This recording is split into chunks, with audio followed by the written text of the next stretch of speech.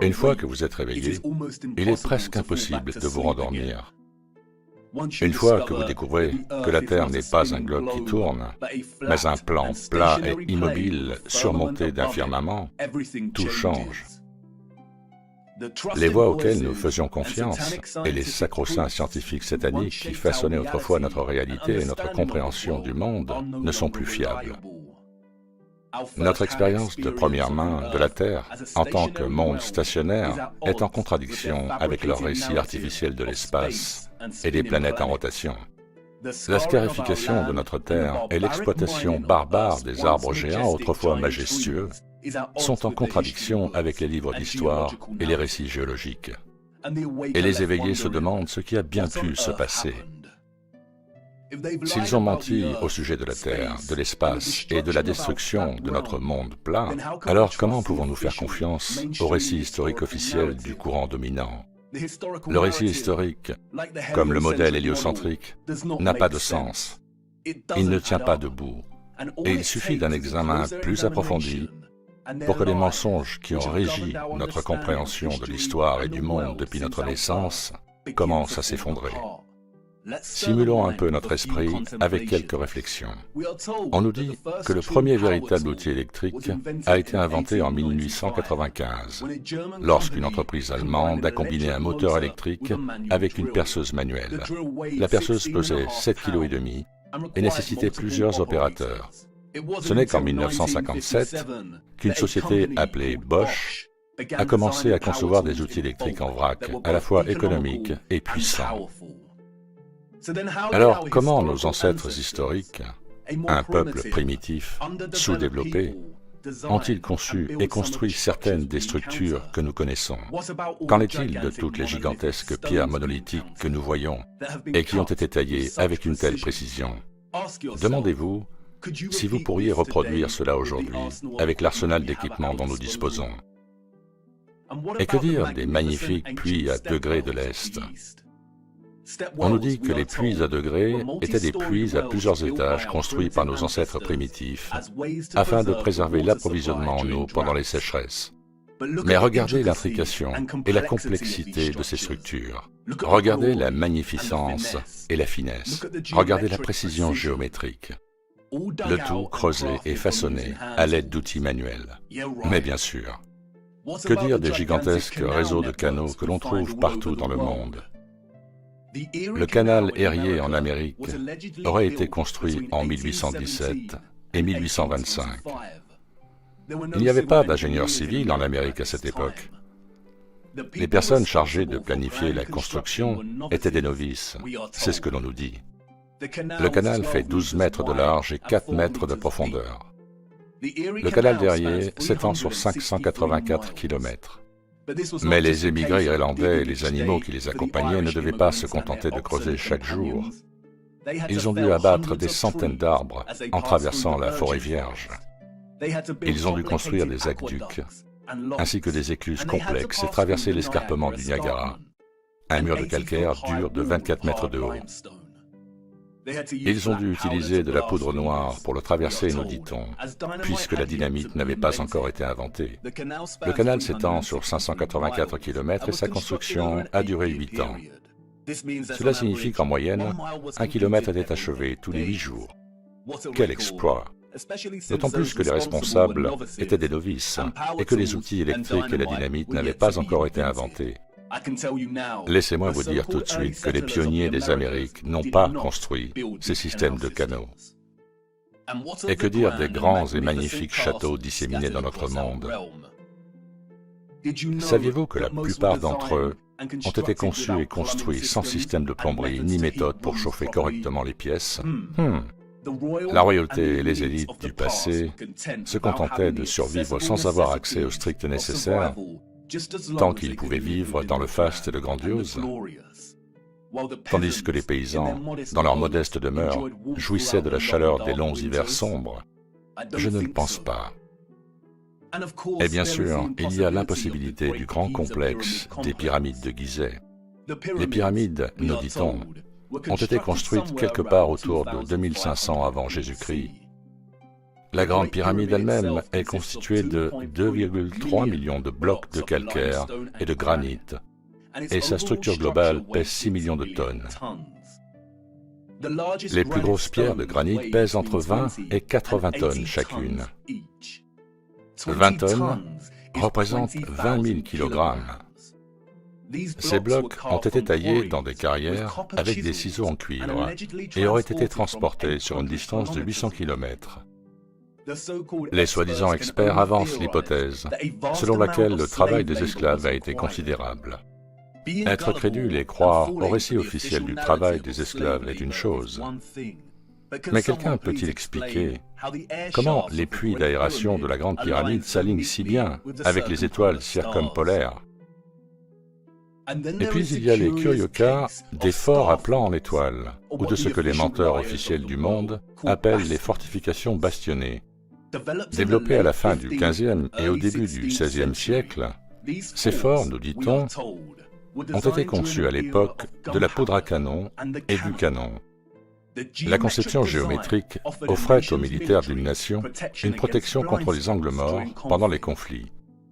Mais bien sûr, nous savons tous que la meilleure protection pendant la guerre est de concevoir un fort avec un motif géométrique aussi précis. Un véritable historien s'est-il jamais penché sur la perfection de la géométrie ici? Nos ancêtres primitifs ne disposaient pas de la technologie nécessaire pour voir les structures d'en haut, mais ils sont tout de même parvenus à accomplir cela. Laissez-moi rire, c'est impossible. Nous ne pourrions pas produire une géométrie aussi parfaite à cette échelle aujourd'hui. Nous avons été trompés une fois de plus. Nous avons été endoctrinés au moyen d'un faux récit historique et d'une fausse chronologie. Et comme pour le stupide modèle héliocentrique, il suffit de regarder de plus près à ce récit pour que les choses commencent à s'effondrer et que les mensonges deviennent une évidence flagrante. En raison de leurs mensonges sataniques, reconstituer une chronologie historique précise et honnête est devenu un casse-tête impossible. Le récit officiel est une boîte de Pandore qui ne nous offre que de minuscules indices, des demi-vérités et des tromperies. Les coutures de notre véritable ligne de temps historique ont été desserrées, le contenu effacé et embrouillé, avant même que nous soyons nés dans ce monde. Et c'est là que réside le problème. Comment savoir où vous allez si vous ne savez pas où vous vous trouvez en premier lieu? Mais vous voyez, l'éveil est vraiment un cadeau. Une fois éveillés, nous apprenons que les réponses ont toujours été là, juste sous nos yeux. Nous avons toujours eu davantage que ce que nous savons, mais nous avons d'abord dû retrouver la vue, avant que les choses ne commencent à se mettre en place, avant que les choses ne commencent à avoir un peu plus de sens. Et nous revoilà, spectateurs, au bord du précipice d'un autre grand voyage. Et si je vous disais qu'avant nous, il existait une civilisation à l'origine de la technologie la plus avancée jamais développée, et que c'est sa compréhension des rouages de notre monde plat qui a été la clé de son innovation? Et si je vous disais qu'il est fort probable que notre véritable histoire, en tant que peuple, n'a commencé qu'il y a un peu plus de 200 ans? Me prendriez-vous pour un fou, une fois de plus? Est-ce que j'ai l'air aussi absurde que lorsque je vous ai dit pour la première fois que la Terre était plate? Peut-être. Et c'est pourquoi je dois vous le montrer. Ce que j'espère vous montrer est l'une des plus grandes dissimulations de tous les temps. Elle est au même niveau que le mensonge héliocentrique dans son énormité et l'impact qu'elle a sur l'humanité. Et comme je vais tenter de vous le montrer, elle est inextricable de la nature véritable de notre monde terrestre plat. Et vous ne pouvez pas comprendre l'un sans comprendre l'autre. Il n'y a pas de temps à perdre, car nous devons partir à la recherche du temps perdu. Au fond, c'est une histoire de tromperie. C'est aussi une histoire de fin et de commencement, de mort et de renaissance.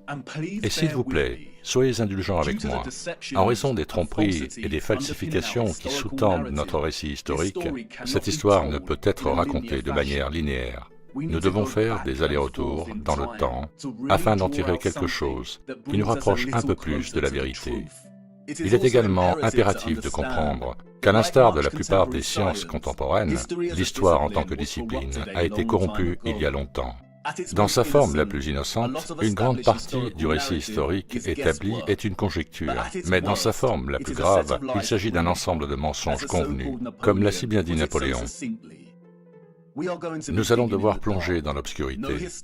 Aucun historien ne sera là pour nous aider. Nous sommes seuls dans ce voyage. Notre voyage est une chasse pour des choses enfouies à la vue de tous. Et les choses risquent de devenir un peu inconfortables par moments, mais c'est nécessaire. Nous nous accommodons d'un mensonge confortable depuis bien trop longtemps.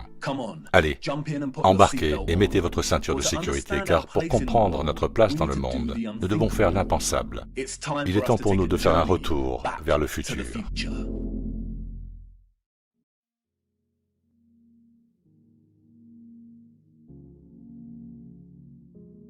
Notre voyage commence dans le plus improbable des endroits. 19e siècle, Saint-Pétersbourg. À son entrée, les saints ornent la cathédrale. La ville est froide, les brumes matinales se dissipent à l'approche du soleil, et nos bottes sont couvertes de boue. Nous sommes en 1860, et si Saint-Pétersbourg se dresse royal et fier, ses habitants sont introuvables. C'est calme, trop calme.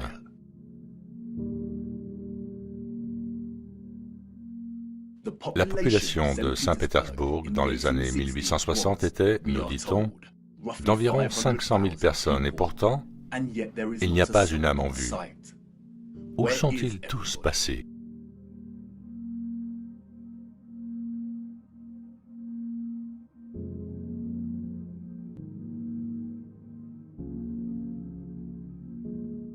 L'ombre longue de la colonne Alexandre nous donne un indice sur l'heure à laquelle le soleil passe au-dessus de cette région.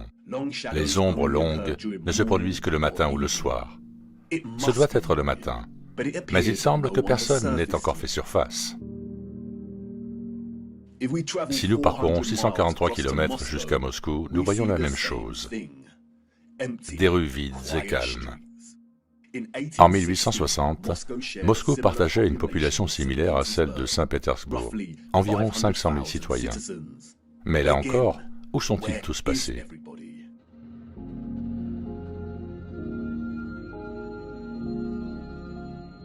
Qu'en est-il du reste du monde à cette époque? Édimbourg, Écosse, année 1840.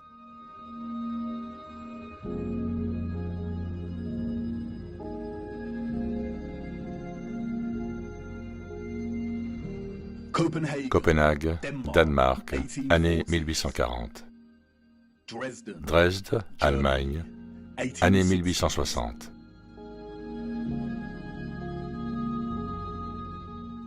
Rio au Brésil, année 1860. Toronto, Canada, année 1860.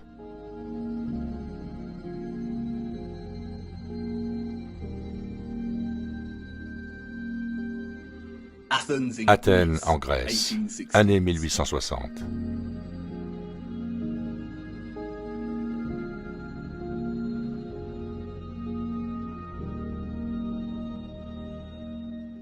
Et puis Londres, enfin, des gens.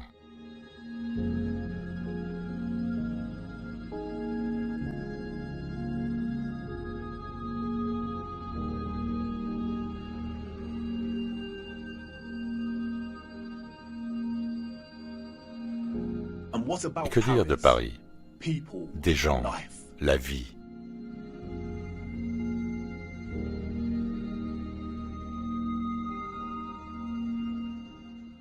La première photographie, nous dit-on, a été créée en 1822.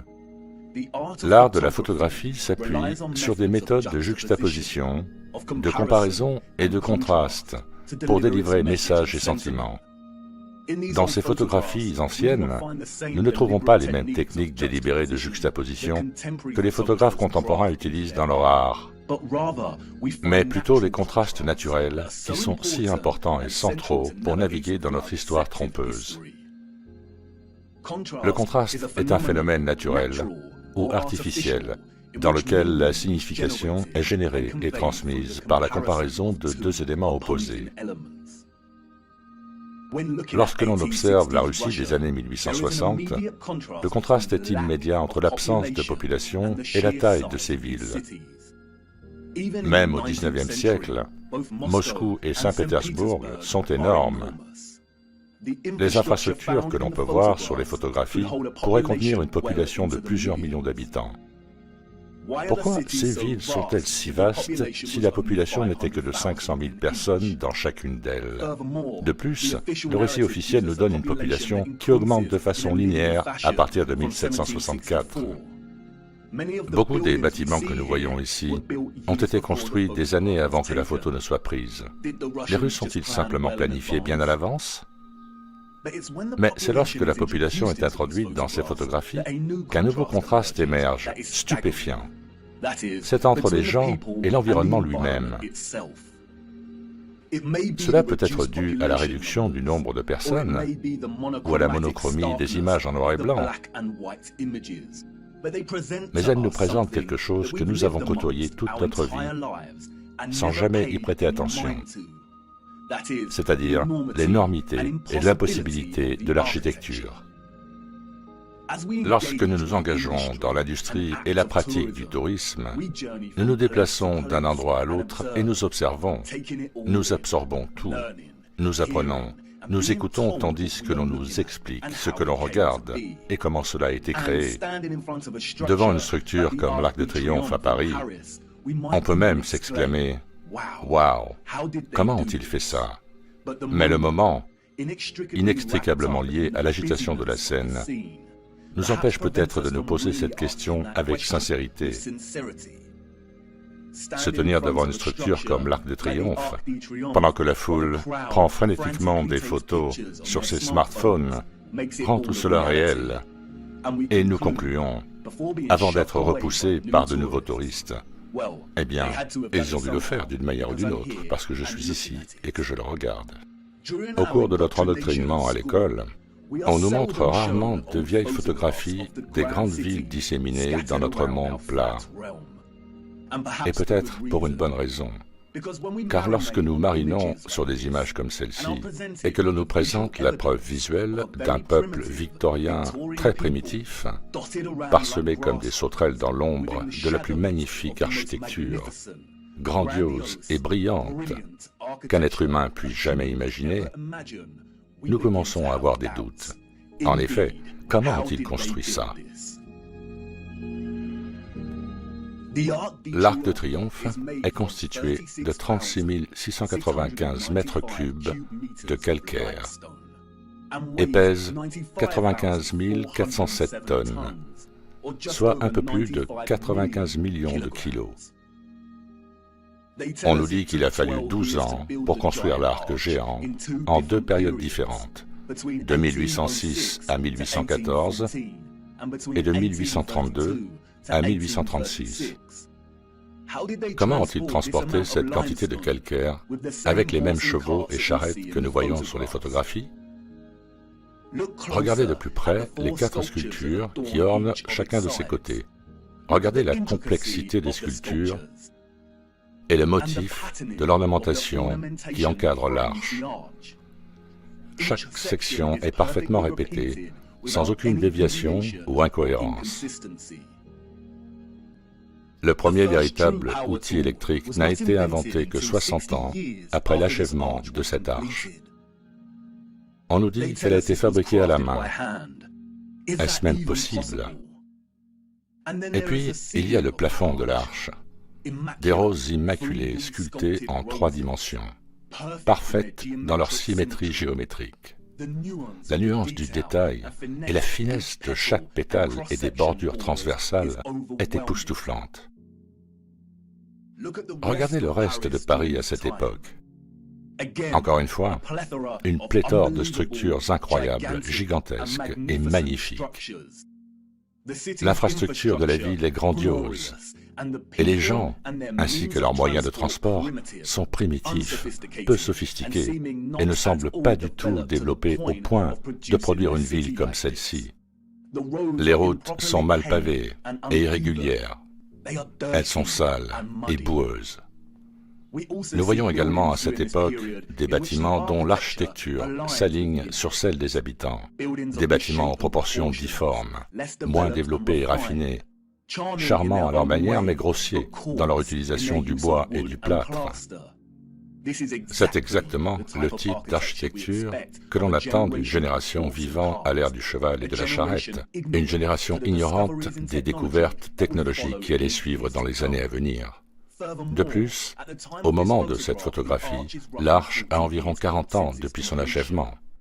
Mais pouvez-vous voir à quel point certaines parties de la structure sont usées? L'altération de la pierre suggère que l'arche est beaucoup plus ancienne. Alors que nous approchons de la fin du XIXe siècle, nous constatons que les moscovites se sont enfin décidés à quitter leur maison et à s'aventurer dans les rues. La fameuse place rouge est maintenant animée. La cathédrale Saint-Basile et la tour Spasskaya dominent le cadre de la place. La construction de la cathédrale Saint-Basile a commencé en 1555 et s'est achevée en 1561, soit 6 ans seulement. Elle a subi un énorme incendie en 1737 et a été restaurée pendant 20 ans. Mais regardez-la, quelle structure! Presque irréelle et ne ressemblant à aucune autre. Elle est composée de milliers de briques rouges et de tôles d'étain qui ont été façonnées pour former les dômes en oignon caractéristiques que nous voyons. Regardez de plus près la complexité des dômes. Comment ont-ils plié le métal pour atteindre une telle précision et perfection au XVIIIe siècle? Et encore une fois, s'ils avaient les compétences et le dévouement pour construire une telle merveille, pourquoi les conditions de la route sont-elles si mauvaises et couvertes de boue? Nous voyons ces incroyables structures et bâtiments partout sur les photographies du XIXe siècle. Nous avons le merveilleux palais de cristal de Londres, une structure monstrueuse avec la plus grande surface de verre jamais vue dans un bâtiment. Et tout cela construit avant que l'Angleterre n'ait une usine de fabrication de verre automatique. Nous avons l'abbé et le Parlement de Westminster. Nous avons l'ancien arc de Euston, construit en grès pur en 1837, et des rues non pavées et pleines de boue.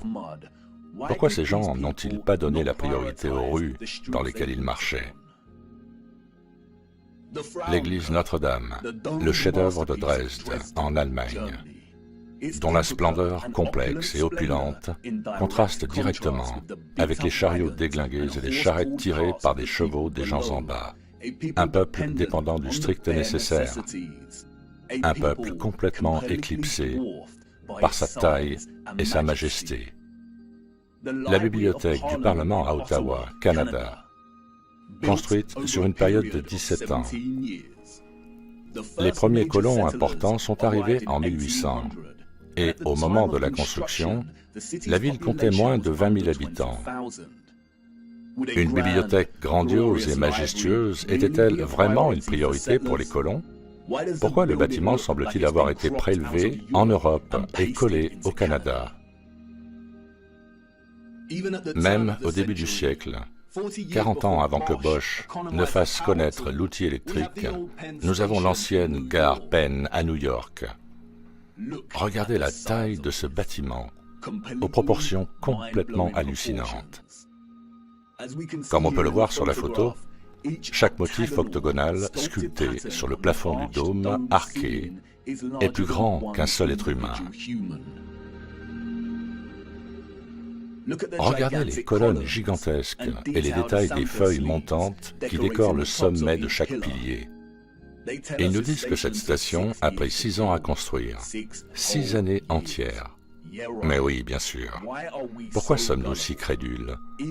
Même sans accès aux outils électriques modernes, aux pièces de construction de base et à la technologie des grues, nous ne pourrions pas reproduire cela aujourd'hui.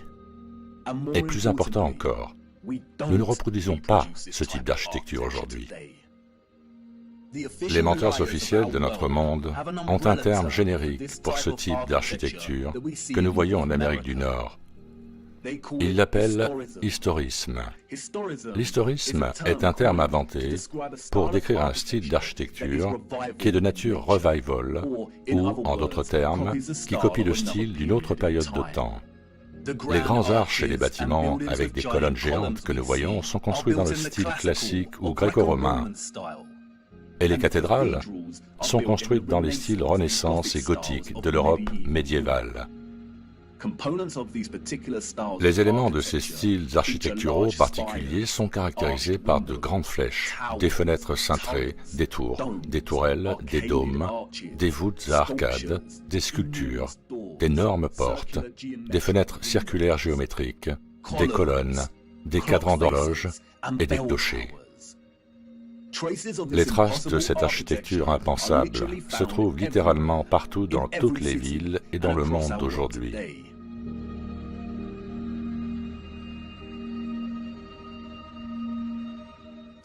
Certaines sont préservées et entretenues, comme l'Arc de Triomphe et Notre-Dame de Paris.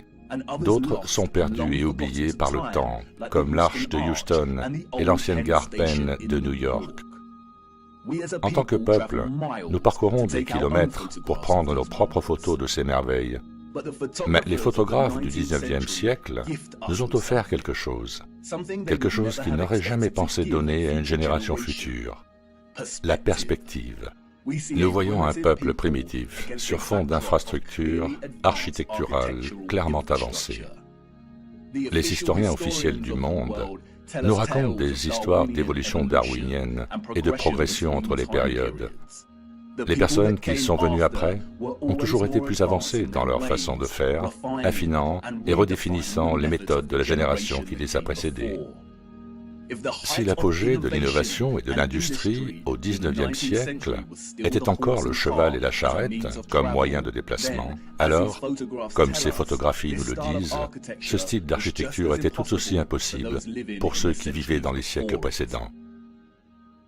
Toute personne ayant une prédisposition à la réflexion et au questionnement peut immédiatement sentir, en regardant ces photographies, qu'il y a quelque chose de pourri au royaume du Danemark, que quelque chose ne va pas avec le récit historique dominant, que quelque chose ne colle pas.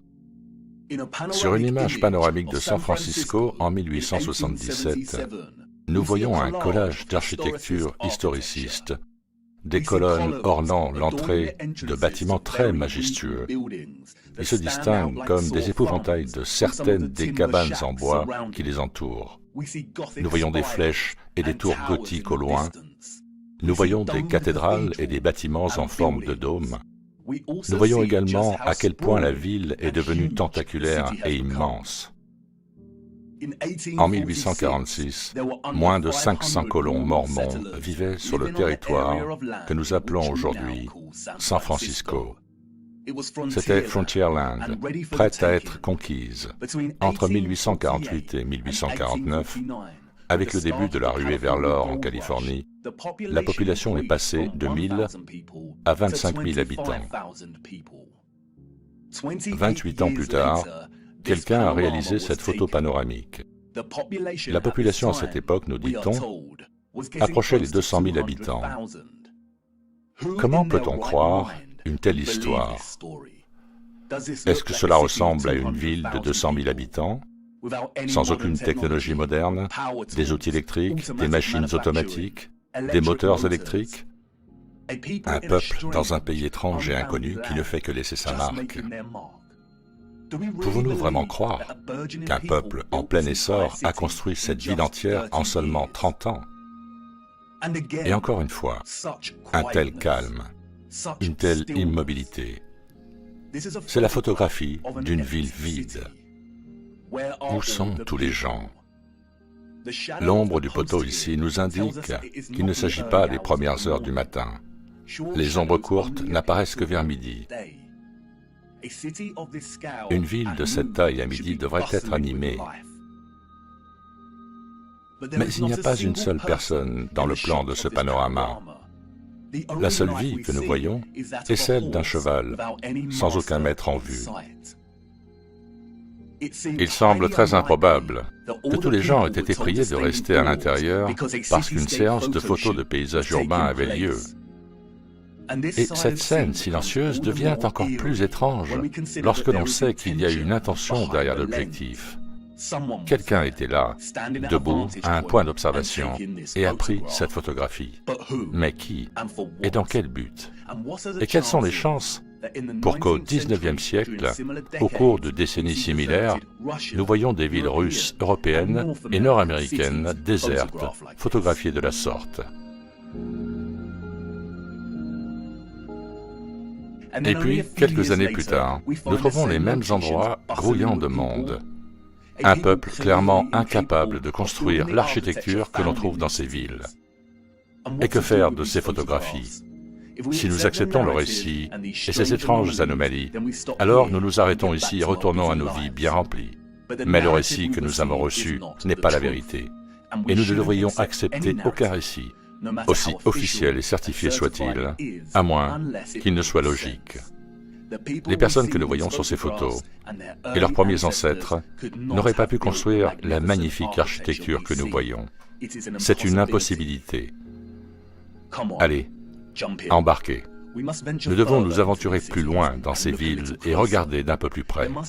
Il doit y avoir des indices qui attendent d'être découverts pour nous aider à comprendre pourquoi ces villes sont vides. Attendez, qu'est-ce que vous dites? Vous voulez d'abord essuyer la boue de vos bottes? Ne vous embêtez pas, c'est une perte de temps. Allez, embarquez et allons-y, car c'est la boue qui nous offre quelques petits indices sur ce qui a pu se passer pendant cette période.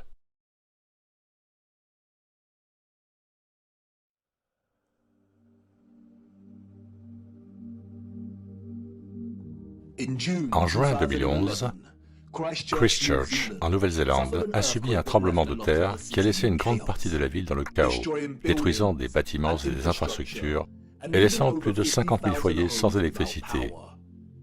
Des maisons se sont effondrées, des conduites d'eau se sont rompues, des inondations ont eu lieu et des incendies ont éclaté en raison de la rupture des lignes électriques. Du fait des forts mouvements du sol et des secousses intenses, une partie de la ville a connu un phénomène étrange, connu sous le nom de liquéfaction du sol. Des éboulements de sable ont émergé des routes asphaltées, faisant basculer et sombrer les voitures et provoquant la chute de blocs rocheux des collines, entraînant davantage de dommages aux habitations. La liquéfaction du sol se produit lorsqu'un sol saturé perd sa force et sa rigidité en réponse à une contrainte appliquée, comme des secousses ou d'autres changements soudains, comme une forte explosion. Un sol saturé, meuble ou du sable a tendance à se comprimer lorsqu'une charge est appliquée. Mais en cas de contrainte telle qu'une secousse ou une explosion, on observe le contraire. Le sol a tendance à se diluer et il en résulte des sables mouvants ou de l'argile rapide traître. La terre se transforme en liquide, ce qui fait que les structures de masse lourdes comme les bâtiments, les infrastructures et les voitures commencent à s'enfoncer, se renversent ou s'effondrent. Cela peut également affecter les barrages et les ponts. Les courants de turbidité peuvent également former d'énormes glissements de terrain impossibles à arrêter. Dans le pire des cas, des villes entières peuvent être détruites. Comme vous pouvez le voir, la liquéfaction peut déplacer des zones entières de terre. La boue peut s'élever de façon spectaculaire et rapide, et sa force destructrice est inarrêtable. C'est un phénomène bien documenté. Le tremblement de terre de 1964 à Niigata, au Japon, a provoqué une liquéfaction, et on peut en voir les effets très clairement sur ces photos. La même chose ici avec le tremblement de terre de 1964 en Alaska. Des bâtiments qui tombent, des voitures qui coulent, des infrastructures qui s'effondrent. Une fois la tension retombée, le sol commence à se solidifier à nouveau, et nous pouvons voir les conséquences. Des rues boueuses et inégales subsistent là où il y avait autrefois un revêtement routier. Si nous revenons aux photographies des villes du XIXe siècle, nous constatons une situation similaire ici. Les routes sont peu raffinées et pleines de boue. Nous voyons partout des routes inégales, grossières et boueuses, sans sophistication, sur fond d'architecture raffinée, sophistiquée et magnifique. Ces villes auraient-elles pu subir le même sort de liquéfaction du sol qu'à une époque plus récente? Peut-être. Mais malheureusement, les routes boueuses ne sont pas une preuve suffisante pour tirer des conclusions, n'est-ce pas? Les enfants sont ceux qui posent les questions les plus essentielles et les adultes, dans leur stupeur brumeuse, fournissent généralement les réponses les plus insatisfaisantes, régurgitant souvent des informations savantes et absurdes qui laissent l'imagination de l'enfant insatisfaite.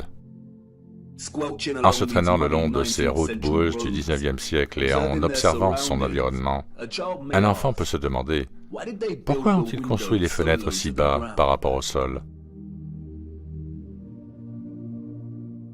Et quelle excellente question! Oui, pourquoi en effet ont-ils construit des fenêtres au niveau du sol? Car voyez-vous, les personnes que nous voyons sur ces photos n'ont malheureusement pas construit cette architecture. Et peut-être que certaines d'entre elles, à un moment donné de leur vie quotidienne bien remplie, se posent exactement la même question. Nous le voyons partout. Fenêtres au niveau du sol.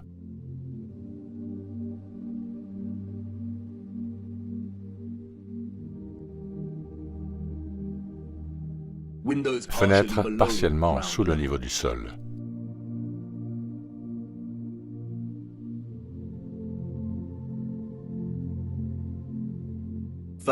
L'entrée du premier étage est surélevée par rapport au niveau du sol.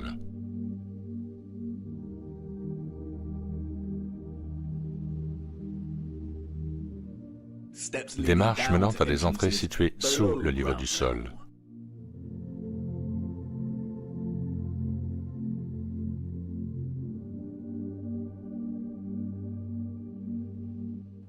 Nous pouvons le constater dans presque toutes les grandes villes de notre monde, à la fois sur des photographies anciennes et lorsque nous marchons dans les rues aujourd'hui.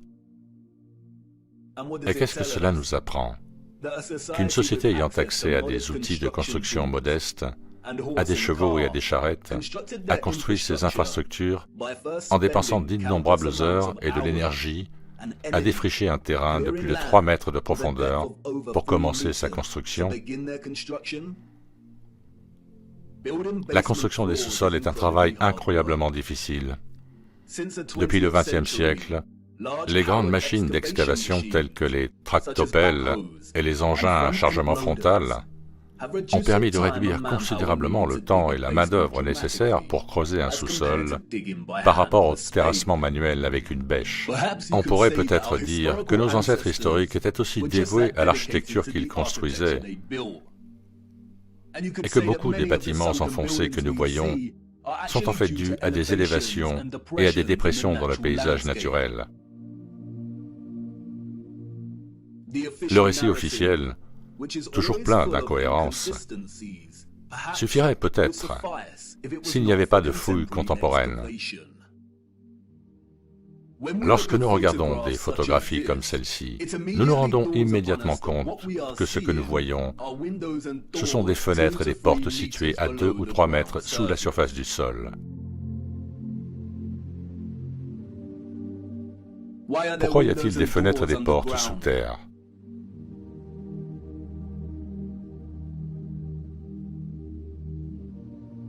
Qu'est-ce que nous voyons dans nos villes? L'accumulation naturelle du sol au fil du temps?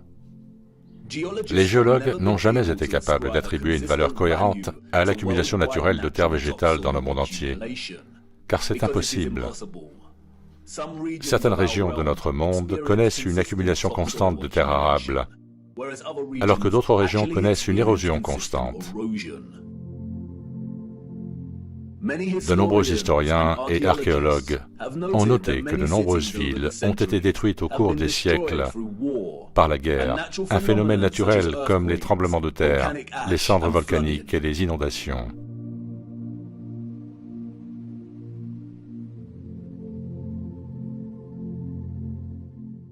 Ne s'agit-il pas simplement des couches des civilisations précédentes?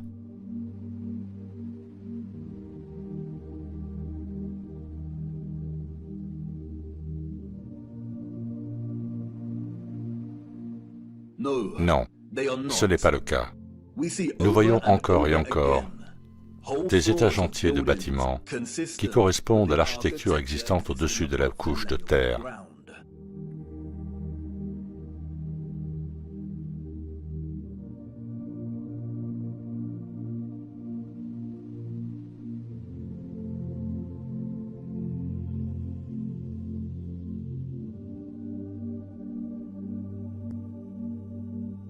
Vous voyez, ce qui se trouve en dessous ne sont pas les traces inconnues des générations précédentes, mais de la même génération qui a construit ces structures. Et une fois que l'on voit ce genre d'infrastructures enfouies, qui existent en si grand nombre dans notre monde, on ne peut plus ne plus le voir. Nous voyons que les fondations des vieilles églises sont en fait les premiers étages originaux avec des entrées et des fenêtres cohérentes.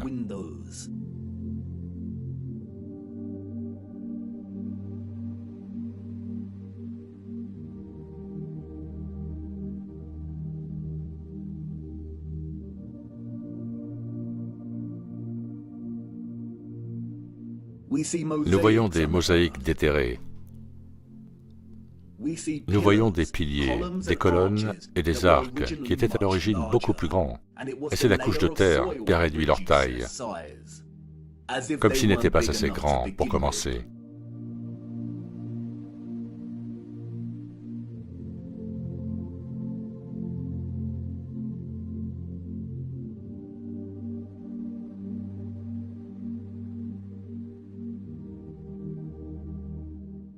Et comme avec le tremblement de terre de 1964 dans le Niigata au Japon, nous trouvons aussi beaucoup de structures dites anciennes qui penchent comme si à un moment donné le sol sous ces structures s'était relâché et liquéfié.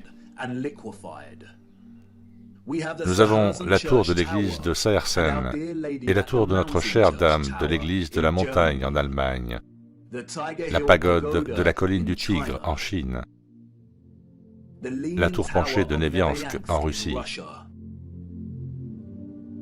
le temple penché de Houma en Inde, Utrecht aux Pays-Bas, la tour de Saragosse en Espagne, et bien sûr, la tour de Pise. Les menteurs officiels du monde entier tentent de justifier les structures enterrées et inclinées que nous voyons en nous racontant des histoires d'antiquité et de géologie en constante évolution. Mais cela devient plus compliqué pour eux lorsque nous tournons notre attention vers l'Amérique. Si nous devons croire leurs récits, alors tous les bâtiments que nous voyons sur les photographies du XIXe siècle des villes américaines en plein essor sont de construction récente. Pourquoi voyons-nous des structures célèbres, telles que le bâtiment du Capitole à Washington, avec une infrastructure cohérente qui s'enfonce très profondément dans le sol? Une fois de plus, les incohérences ne tiennent pas debout. Pourquoi un peuple sous-développé aurait-il gaspillé des ressources, de l'énergie et du temps à construire les fondations du bâtiment du Capitole pour qu'elles soient conformes au style de colonnes que nous trouvons au-dessus de la surface? Les fondations n'avaient pas à comporter de colonnes. Les colonnes, nous dit-on, sont un choix stylistique, pas un choix fonctionnel. Alors pourquoi ont-ils fait cela? En un mot, ils ne l'auraient pas fait.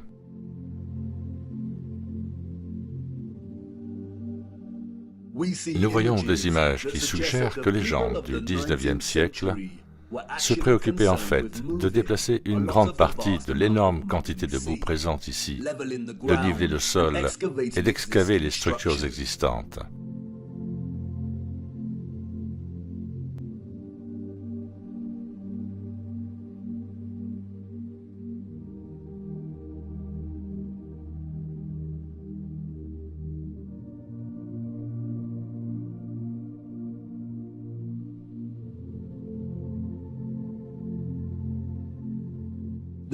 La cohérence et la prévalence de l'architecture enfouie à travers notre monde indiquent que ce qui s'est passé était un événement mondial, malgré les différences régionales dans l'accumulation et l'érosion naturelle de la couche arable.